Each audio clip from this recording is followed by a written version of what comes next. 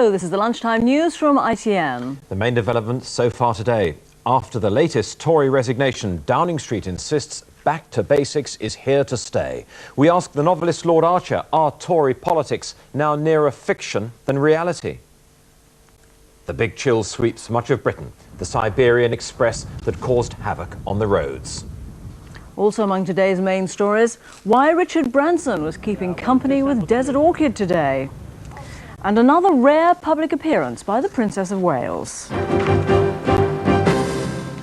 Downing Street today insisted that the Prime Minister's Back to Basics campaign would not be scrapped. It follows growing pressure from within the Conservative Party after a series of scandals involving Tory MPs. At the weekend, Hartley Booth resigned as a parliamentary private secretary after he admitted having a close friendship with his researcher. The Labour leader John Smith said today the Tories had dug themselves a hole and jumped straight into it. No sign of the elusive MP at his law firm after a weekend of revelations about his private life renewed the debate about this government and morality. Successor to Lady Thatcher in her Finchley constituency, he seemed the very model of moral rectitude. Certainly backbenchers argue it hasn't thrown the government off course. The Back to Basics message is alive and well, living in committees and in the hearts and minds of Conservative members of Parliament. And as soon as the focus moves away from the personal morality aspect of it to the broader context of the Back to Basics message, then the more that the British people will come to understand, as we do, what Back to Basics means. The Tories say it doesn't mean what the latest batch of lurid headlines suggest, a moral crusade that failed. They insist it's about a sound approach to issues like economics and law and order. Back to Basics is a very sensible policy. It shouldn't be forgotten. People should be reminded, though, that it is never and never will be about moral rearmament or a moral crusade. It is about the nuts and bolts of politics, and it is about, most important of all, individual responsibility. But with the Labour leader's mind on love this Valentine's Day, he said the Tories are being caught in a trap of their own making. At least some of them thought they were campaigning on standards, and they seemed to be even confused about whether they were or they weren't, but many people thought they were. And of course, if they can't live up to them, then of course you get this difficulty arising. And it's their own fault. They dug a hole and they jumped straight into it. The government's renewed its commitment to the idea of getting back to basics, partly, as one Tory MP put it, because if we throw away that anchor, we really will be in trouble. However, there are others who, because of recent headlines, are urging the government to go easy. What they're saying is, all right, let's hold on to the idea, but let's not put it in the front of our shop window. Mark Webster, ITN, Westminster. And in our Westminster studio now, the former Deputy Chairman of the Conservative Party, Lord Archer, better known as Geoffrey Archer, the novelist. Lord Archer, Hartley Booth is the 8th Conservative MP to have sexual allegations made against him since the election. If you'd put this in one of your novels, no one would have believed you. Right, but the Prime Minister's made it absolutely clear, as he did at the party conference, that Back to Basics is not on moral issues. It's on the important issues of the economics, the way we treat the police and treat law and order, the way we have our children educated.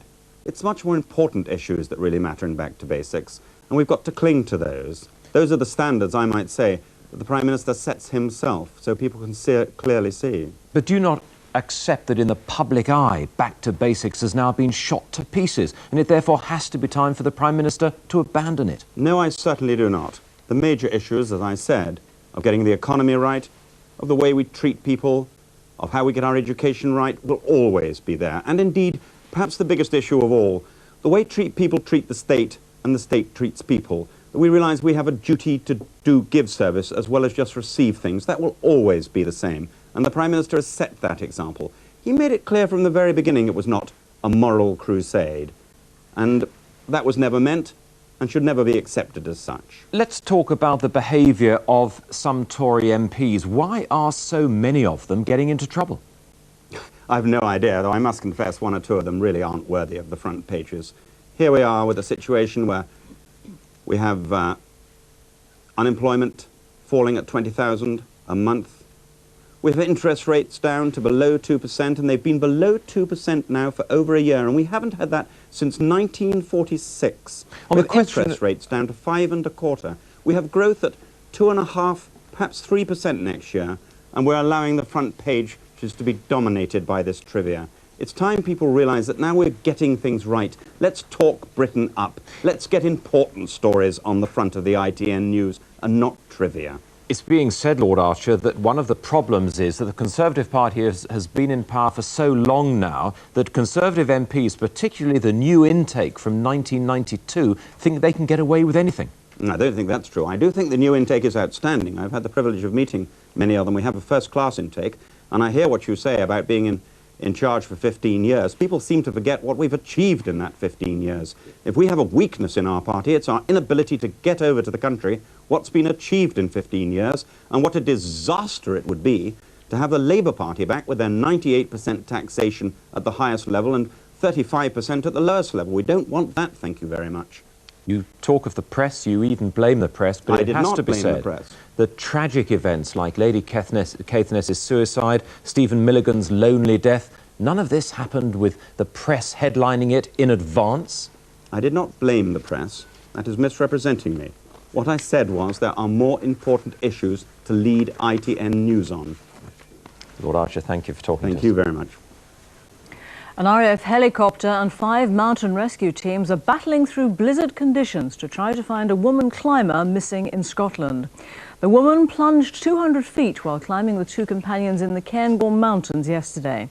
Grampian police have named her as 53-year-old Jacqueline Greaves from Warrington.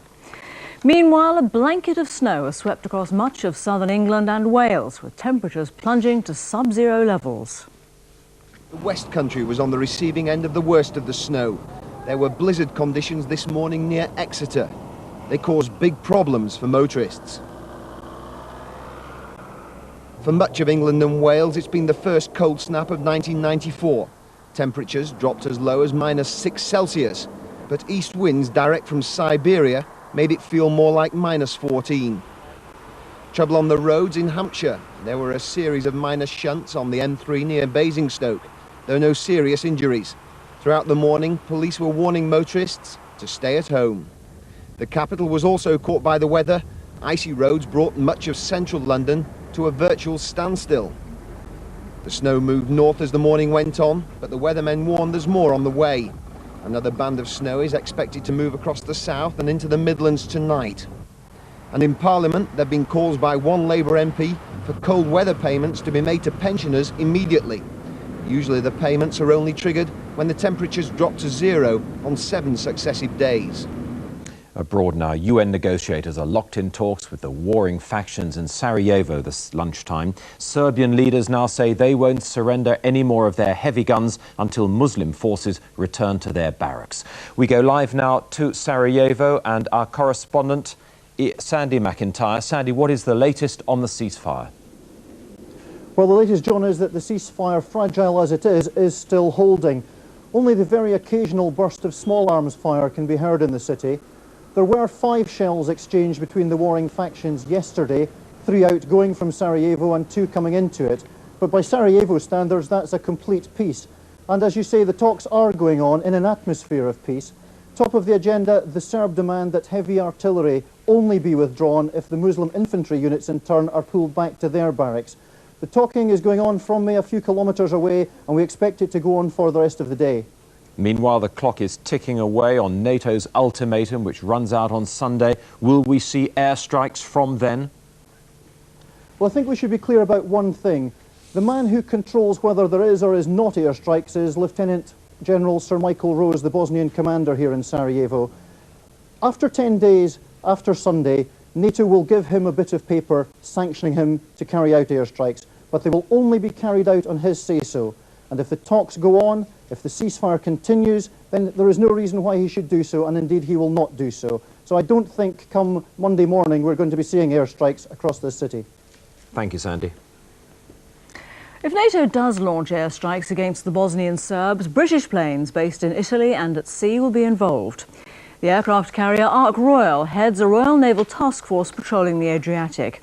Its Sea Harriers are likely to be in the first wave of any attack. HMS Ark Royal may be the smallest of NATO's 3 carriers in the Adriatic, but with the flexibility the Sea Harrier gives them, the Royal Navy thinks that if push comes to shove for NATO in Bosnia, they will have a key role to play.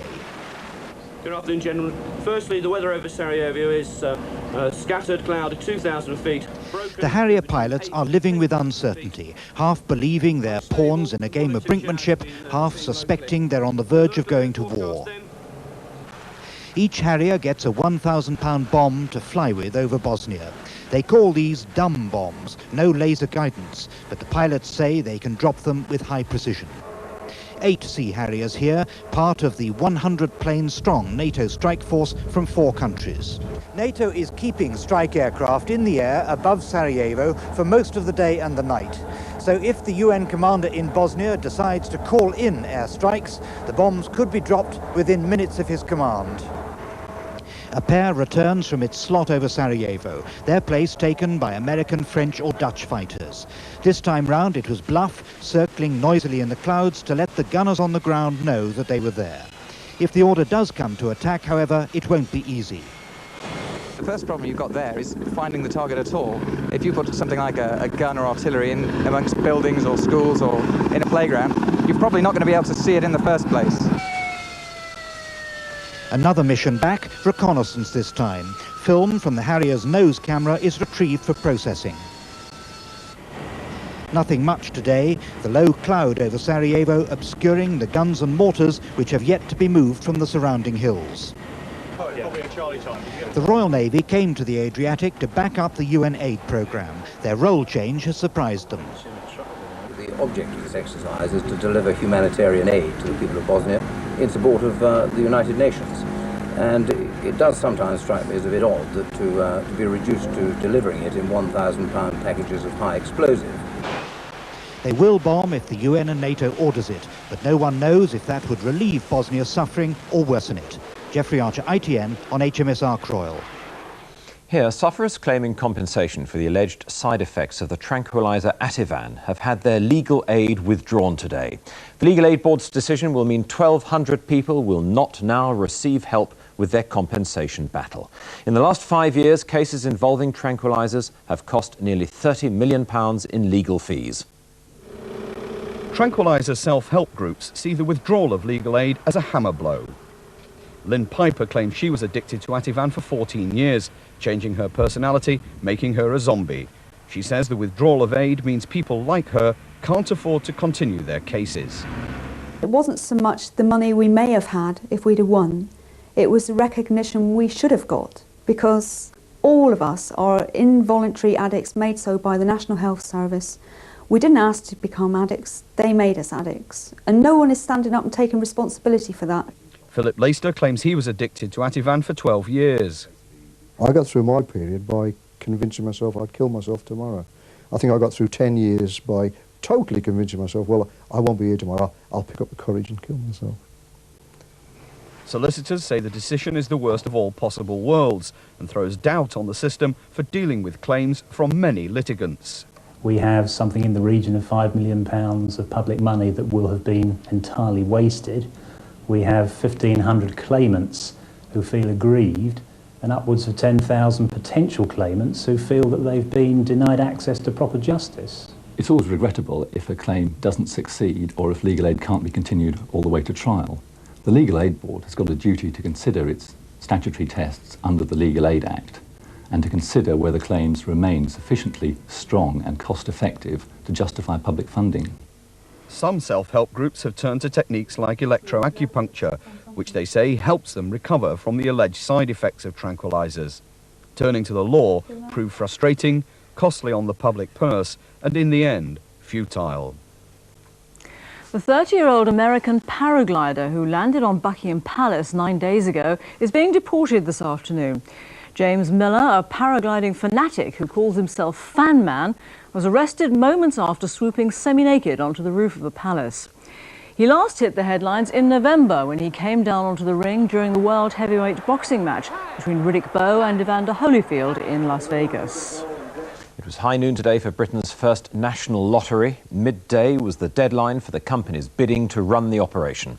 At least 8 companies have handed in sealed bids. Favourite among them is the Lottery Foundation, headed by Richard Branson and the former Trade Secretary Lord Young. Playing for high stakes, Richard Branson and Lord Young with Desert Orchid, hoping some of the racehorses' success will help their bid to run Britain's first national lottery. We believe we're going to win because we're going to maximise the profits for good causes. We think that over a 7-year period we can create more than £10 billion of profit for good causes, and I think that is a great deal more than the government ever conceived would be possible, and I think that's what the people of Britain want. Britain is the last European country to start up a national lottery, and 8 bids arrived at the Heritage Department this morning. All of them will now be considered. The winner really can't lose.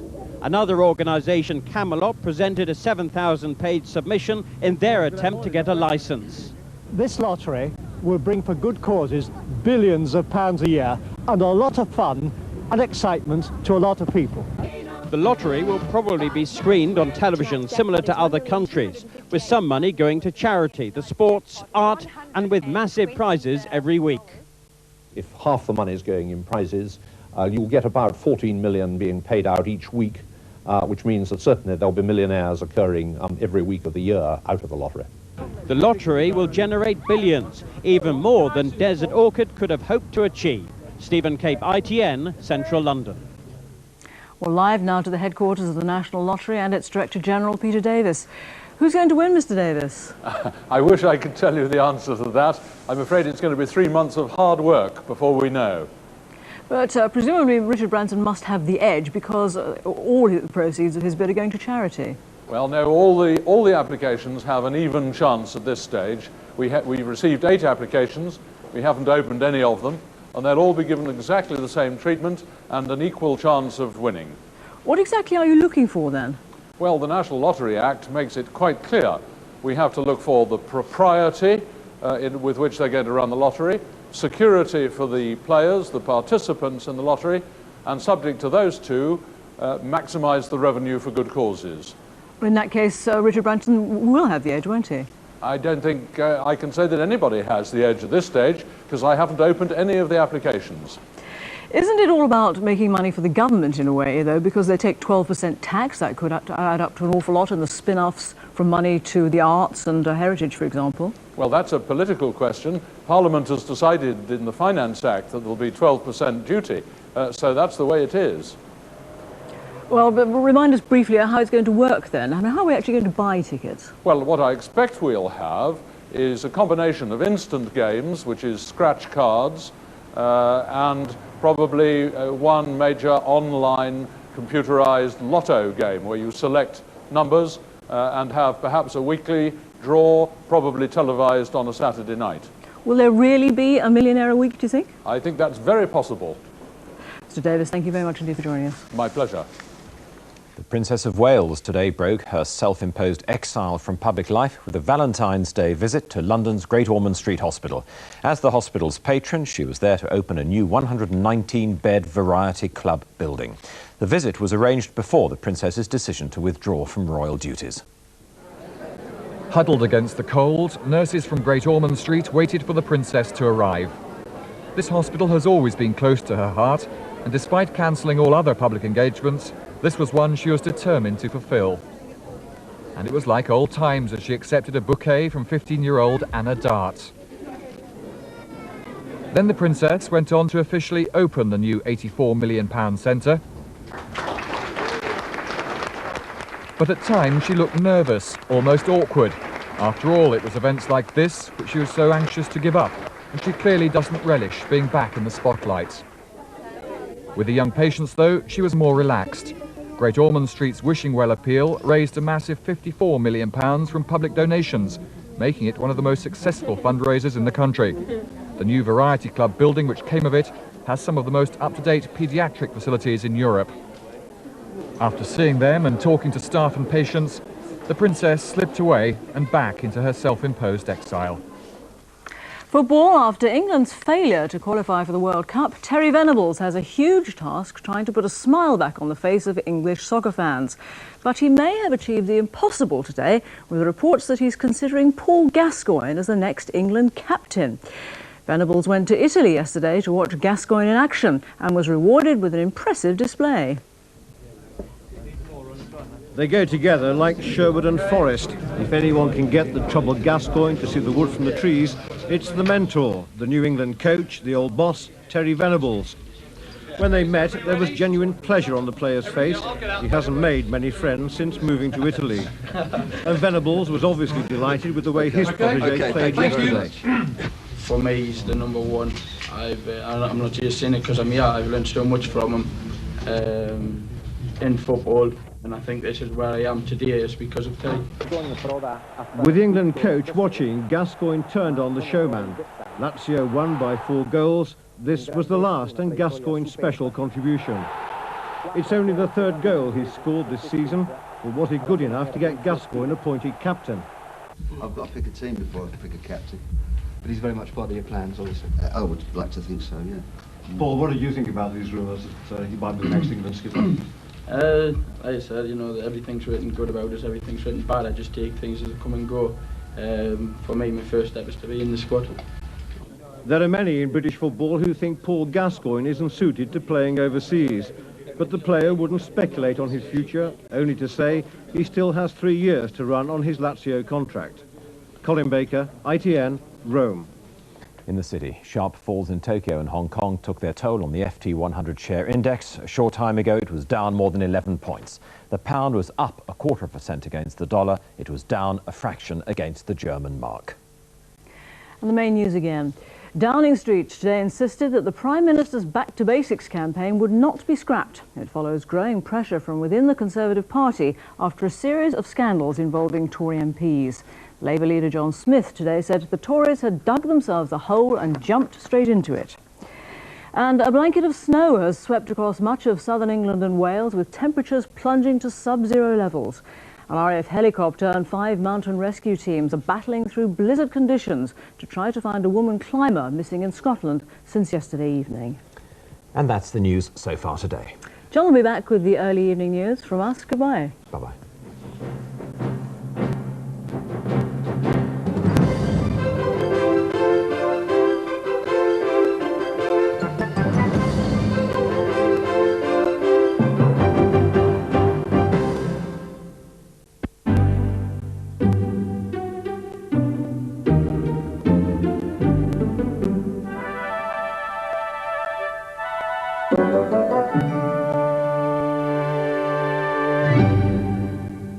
Hello, good afternoon. Well, I'm afraid the weather's not showing much love and affection at all on Valentine's Day, apart from Scotland, where temperatures are positively Mediterranean, held at around about 2 to 4. Now compare this with London, a bone-biting -2. Add on those winds and it'll feel even colder. So let's pick up on these straight away in our Met Office wind flow chart, blasting all the way across from Siberia, and just look at these tightly packed isobars, these lines here, indicating very blowy winds indeed. So now on to the detail for today. The best of the brightness very much out to the west here, some gleams of sunshine breaking through, a lot of cloud around otherwise, snow showers spilling down eastern fringes. Then during the course of the afternoon, well, the cloud piles up in the southwest, extending to southern counties of both Wales and England, and we'll see further light snow showers. Temperatures really are academic because what counts here is that wind very strong indeed, a raw cutting easterly and making it feel exceptionally cold. Very quickly on to tonight, a severe penetrating frost, especially in northern areas, and once again those winds not giving up at all. Here's tomorrow's summary.